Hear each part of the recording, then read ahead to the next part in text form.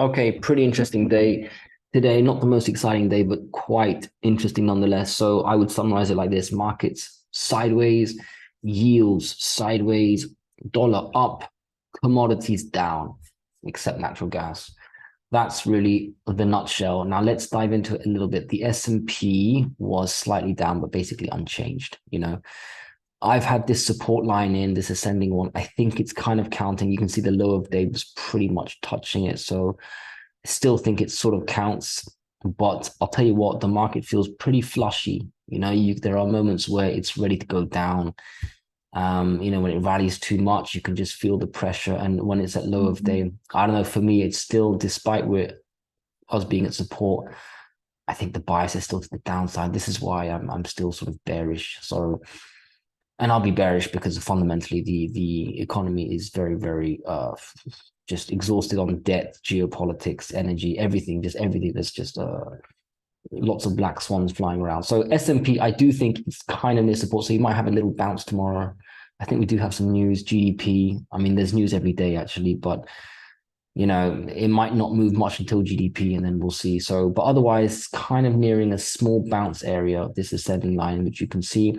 Nasdaq, I purposefully left this sort of empty, this void here, because there's no obvious trend line. I mean, I could try and say that this is a trend line, but honestly, I thought that the Nasdaq would just sort of bounce when the other indices found their support, like the S&P here. So, if the S&P starts to find support just here, just for 1 or 2 day bounce maximum, and then I think it'll flush back down.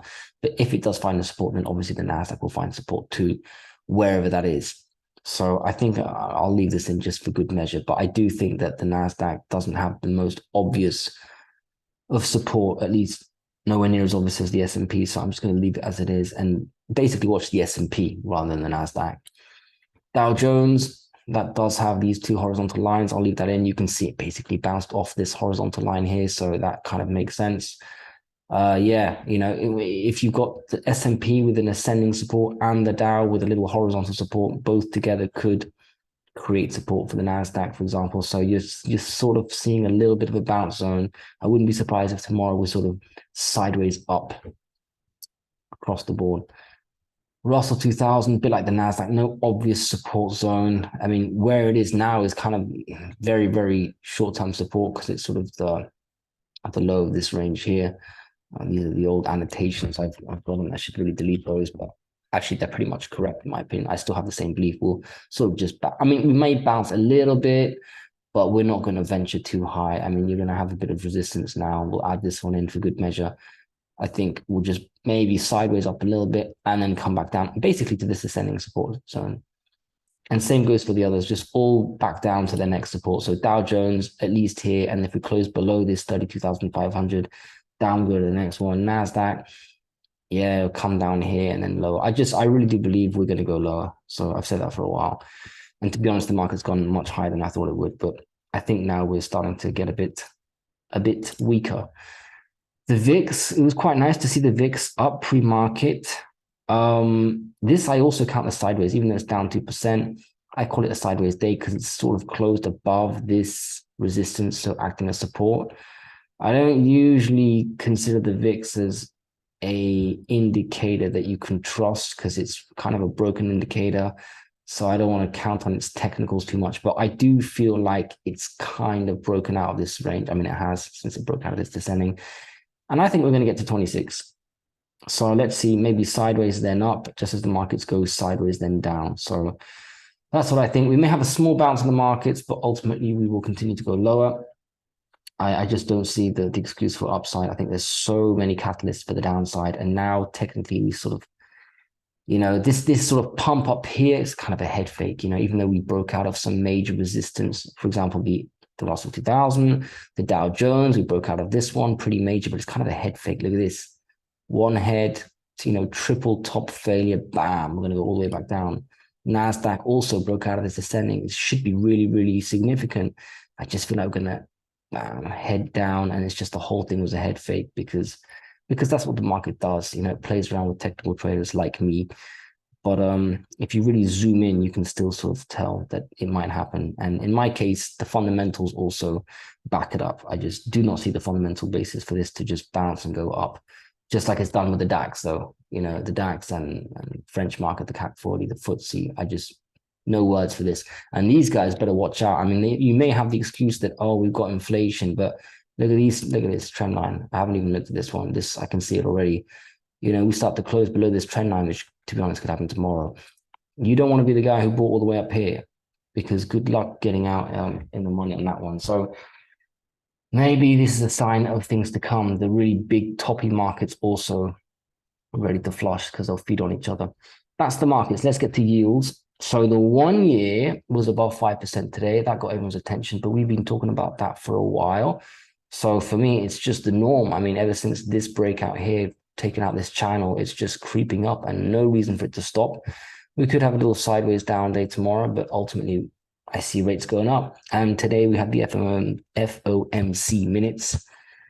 And that reiterated the point that maybe rates will be higher for longer, right? I think some suggested maybe 50 basis points for the next meeting. So I think that's what they said, or that the last one, there were some who wanted 50. Either way, the market seemed to have taken that as a hawkish FOMC minute. So down markets went, and okay, the yields were sideways, but I still think that we're going to go higher. So here you can see, okay, the 1 year just green every day above 5%. It's just very, very bearish for markets, very bullish for yields.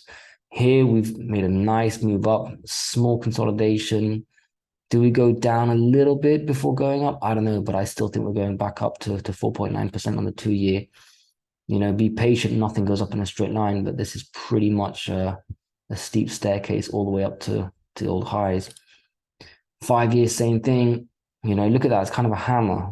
2 year also kind of a hammer. Not the best hammer, but it's not exactly the most bearish candle, when you're closing that high up off your lows.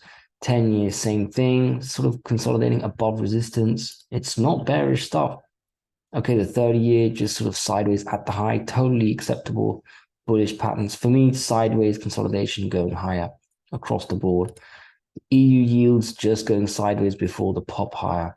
Maybe this pop higher, like a close above this 2.58. Let's say a close above 2.6 probably would be the death nail for the European markets, including the CAC 40, the DAX, and the FTSE, the ones that made new highs. Makes no sense, but except maybe inflation pricing into the stock market.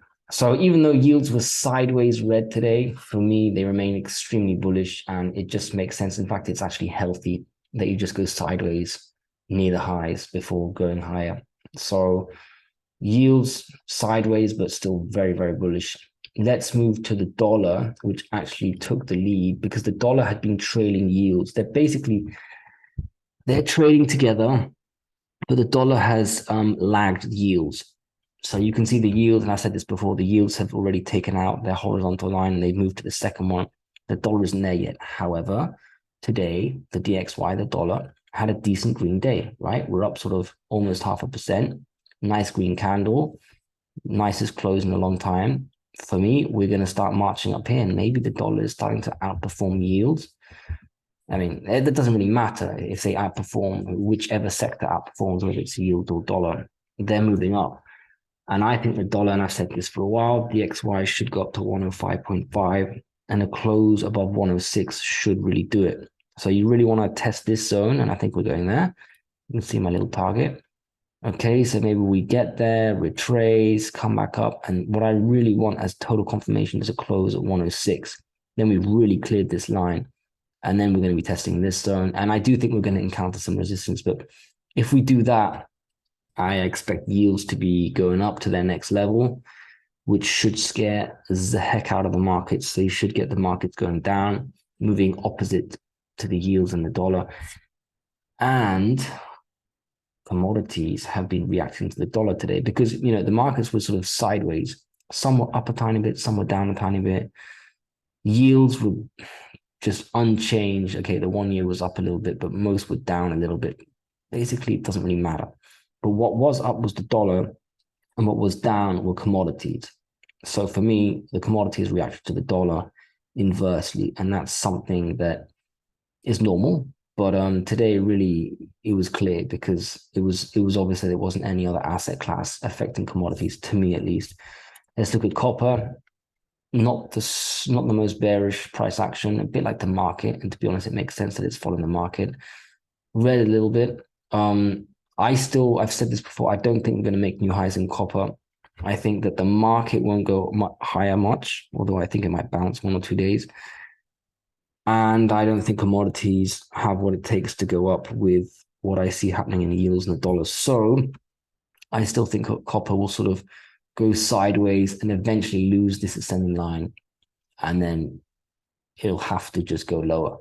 So I'm going to leave this here. Whether it happens just like this or not, I still think it's generally this will play out. And actually, markets have been moving a lot quicker, so it could play out very quickly. So it could end up breaking this ascending support down here, for example, rather than where I think it will be. So I think things are moving quite quickly. But otherwise, the general thesis is to go lower after breaking the ascending support. Natural gas is the one outlier. So this one had a nice pump, so 5%. It's got a long way up to go, but any minute, I mean, this slingshot back up has to come, and it should be violent. I'm not sure if there was some supply or demand news, something specific to natural gas. I actually don't know. It could very well be. Otherwise, it's just totally oversold, and it's just bouncing off the retest of this breakout line. I don't know, but I mean, I'm very, very bullish natural gas. Although I'm not in it, I'm in one stock that's kind of correlating to it. So either way, I expect this to go higher. I'm not going to repeat. I've actually said it in quite a few videos. So it's finally nice to see a nice strong day, and it stands out when commodities and a lot of the other sectors just got crushed. So natural gas standing out, oil going down with the markets going down whilst the dollar goes up. And this is starting to, obviously, we're reaching the lower bound. There should be support here. Do we flush this little zone, this 72, sort of 70, 72, let's say? And if we do we go straight to 70? And if we do, we should get a nice bounce, at least back up to 72. So be interesting to see how much strength there is down here. There should be some. If we go lower, then there should be also this ascending support, and this should really, really count. 65, I expect a lot of buying down here. And in fact, if we get down there, I'm so adamant that they'll be buying that, to be honest, I'll just start looking at some stock to buy as exposure. So whether it's Exxon, Chevron, or a smaller oil stock, Murphy's Oil, for example.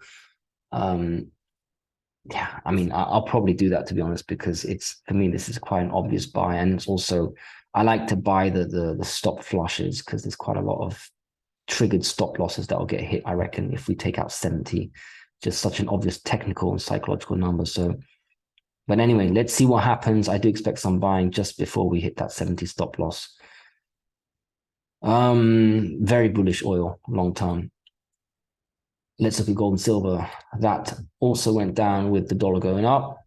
So we didn't go as low as we've been already on that Friday, but we did close, although we haven't closed yet, below 1830. 1830 is a level. It's the worst close we've had in a while. I want us to go back down to 1800. I'm waiting to buy a lot more there. I'm not buying any more miners. Actually, I did buy 1 or 2 today. I just couldn't resist. Goldfields and Barrick Gold. And one more, Goldfields, Barrick Gold, and there was one more. The name escapes me.